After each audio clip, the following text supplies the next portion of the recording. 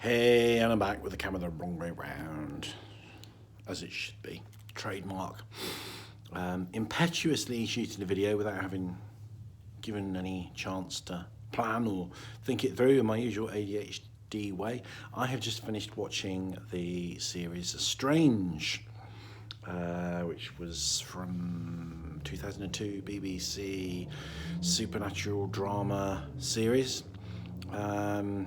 I came upon it quite by chance. I wasn't aware that it existed. Can't remember where I found it. It was on a YouTube video, I think. So if that was your channel, thank you very much. So just watched the first series, and that was the only series because they didn't make any more.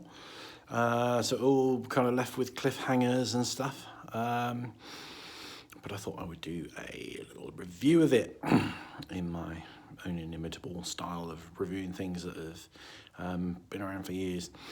So, okay, what do I think of Strange? It is strange. Okay, so I'll tell you a little bit about it. I tend to do these reviews with the expectation that it's something that you're familiar with and you're watching a review because, you know, it's interesting to hear another opinion about it. But actually, that's probably not what most normal people do. Most people kind of watch reviews and then decide whether they're going to watch something or not. So, okay, so... drama series about a defrocked priest who befriends a nurse, and his business is tracking and fighting demons which exist in the world in human form, and he is his nemesis, if you like, his human nemesis is a what's the word I'm looking for? Cleric called Canon Black, who is played by the late Ian Richardson. Now, Ian Richardson, I loved Ian Richardson from the original British House of Cards, which I would really recommend. I haven't watched that since it came out, I don't think, but a stunning series. There were 3 series in the end on that theme.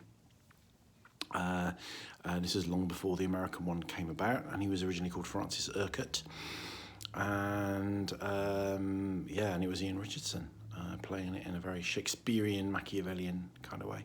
Now, I've been watching the American House of Cards. I came to it late, as I come to everything. My name's Earley, and I come to it late. That's why we call this series what we call it. And I really enjoyed it, although I'm kind of finding it seems to have lost its way. At the point where I've got to it, you know, because I don't know, God knows where I am with the series. I've watched loads of them, but I think there's loads more to watch. And it felt a little bit like, you know, the first kind of couple of series, there was a kind of a story arc and things were heading in a particular direction. But more, where I've got to now, it feels a little bit like they're making things up as they go along. It feels more like a soap opera. So I'm not enjoying it as much. I've kind of stopped watching it. I probably will go back to it at some point. But this is a digression, although digressions are all part of the charm of this channel. So, Strange, back to Strange. Strange is strange, actually. It's a funny kind of series. The best thing about it probably is the Canon Black character. Is it just me that I quite often really like the villains? And I kind of really like him. I like his kind of sense of humour. I can almost kind of be on his side, really. Yeah, I mean, very over the top, very melodramatic, but carried off very well. It's so British, this series, really British. And the actors in it, you know, they're all kind of, you know, lovies. The BBC are the, you know, in a way they're the greenest organisation going, because they just recycle actors like crazy. All the same people get churned up over and over again in BBC things, and this is kind of no different. Nice surprise, Tom Baker, because I'm a Doctor Who fan, so Tom Baker's in it. The other yeah, so right, bring you back, Mark, because your thoughts are going everywhere. So first of all, yeah, loving the villains. So Canon Black, I just like his humour and his sarcasm, just the interaction that he has with the priest that he seems to have kind of adopted as a personal slave. Yeah, brilliant character. Interesting to hear him speak and just hear that classic received pronunciation. There's a character in female character. I can't remember her name because I never remember names. In episode 1 or 2, who is the hospital visitor, and it's really interesting because she's obviously of the same era. And the way she speaks is almost exactly like Ian Richardson. Is that obviously they must have gone to the same academy and had the same received pronunciation teacher, because that's kind of how they both spoke. It was almost identical. Some interesting people, and I've kind of met quite a few of the people in this actually, which is kind of odd. I haven't met masses of actors and well-known actors and celebrities, but I've hung out with so it's got Imelda Staunton is the female vicar with a cute little dog, and her husband is Jim Carter, who obviously is more famous these days for playing is it Carson in what's the name of that program about the big house? It'll come to me in a minute. You know what I'm talking about. Because they're a couple. So I was in a children's TV series, shooting down in Devon. We were all kind of pirates. Was I a pirate? I can't remember much about it. I seem to be a bit hazy about it. Some of us were pirates and some of us were kind of like island natives. It was called Trevor Island. Never ever saw it. I think it had one of the guys in it. I think it was just before he got famous. I think one of the Robin Hood series. I think he played Robin Hood. It was I never watched this series, but I think he was kind of still doing in a very small role in this series. But I think he'd just filmed Robin Hood, and that was about to kind of make him a big star really. So I think it was called Mark. And I kind of looked up the name and it didn't seem to register with everything, but obviously a lot of people use stage names. And Imelda Staunton's, I think, and Jim Carter, yeah, sounds like the American president. Their daughter was in this. So they were there with her, just kind of supporting her. So there's a long time in between takes, and I was and a few others were just hanging out, as you do with these kind of films, and we were kind of hanging out with Imelda Staunton and Jim Carter, which was quite nice. They were very pleasant, and I was the only thing that really stands in my memory was Jim Carter saying that he likes conservation and he likes to leave a pile of rotting logs in the corner of his garden to encourage insects, which is kind of really cool, isn't it? So that's kind of nice. So, yeah, that's my name dropping. I did meet Tom Baker once as well. And I'm not sure if Janet Dibley was in it, because I was in Casualty with her. Not really in Casualty, not in hospital, in the BBC TV series Casualty. So, coming back to the BBC, okay, so yes, they recycle people. It's the kind of same old people kind of reappear in these dramas. It is very British, very BBC, and it kind of, I don't know, it was kind of interesting because it had some adult themes in it, but it also seemed to have a kind of real sort of children's TV flavour as well. And there were lots of scenes of people kind of coming across something horrific that you don't see and is screaming. Lots of that, which isn't good really. That would be a criticism. And yeah, and there's a jump scare at the end. The last episode jump scare, which I wasn't expecting. I suppose jump scares are best when you're not expecting them, really. I suppose I don't think they work when you're expecting them.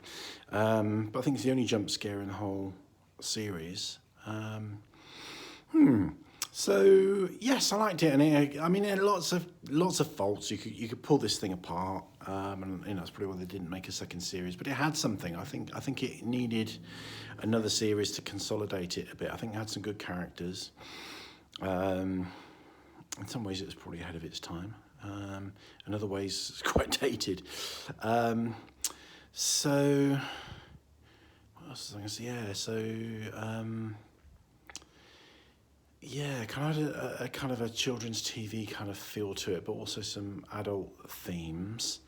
I think the best thing about it was not just the Canon Black, but the whole way the church was portrayed, and the setting as well. You know, that kind of lovely kind of Gothic cathedral kind of cathedral close thing. I don't know if that was a little nod towards Dracula. There were a few little nods in there. There was a nod towards Dexter in there as well, I think. Now, Dexter came much later, didn't it? So, were they making a little nod, a little homage to Dexter the book, Darkly Dreaming Dexter? There was definitely some kind of Dextery thing in there, and I can't remember where it was. You can tell me if you watch this.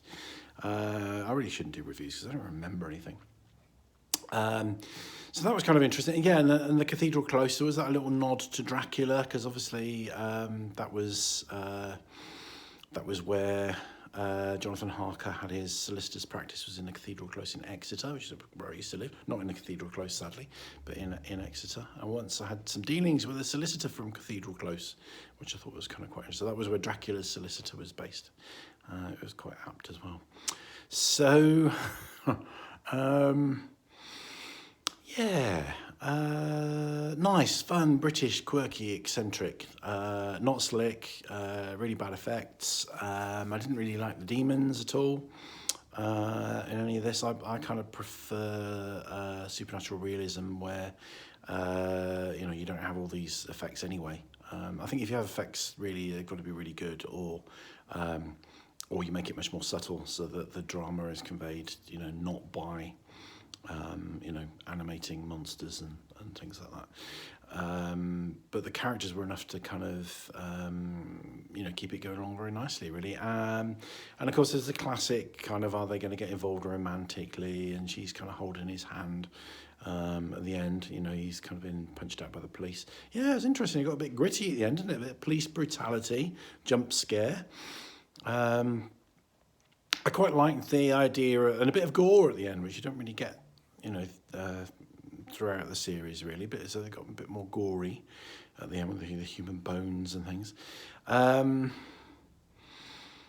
Yeah, what else is there to say? There's always something that I missed. The most important point is the one that I don't say, and I have to put it in the description box below afterwards, so have a little look, see what I've missed out. Sad that they didn't make any more. I really enjoyed it. There's another series that was made by the same person, so I'm going to check that out. I can't remember what it is. I've got it in my watch later thing on YouTube. So all of these are on YouTube. So if you just go onto YouTube and put Strange TV series, it'll come up. All the episodes are on there. Yeah, that probably says it, really. I think Strange is, so obviously the lead character is called John the Strange.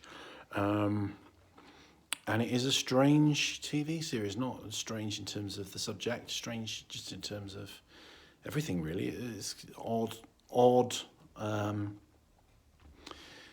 whether anyone that's not British would enjoy it, whether anyone that was, born post 2003, anyone that was born any time after that era would find it quite weird. It's kind of weird because it's kind of got the internet and not got, is it? So when was the internet? It's kind of they've got this weird computery stuff that they look things up on. So they have got internet, haven't they? But it must have been when the internet was in a very basic stage, I guess. So it's quite interesting from a kind of history point of view. It's an interesting kind of time, really, before the internet really kind of changed everything. Strange. Have a watch of it. Let me know what you think. Put your thoughts in the comments below. Rangy Mario. Thank you for watching.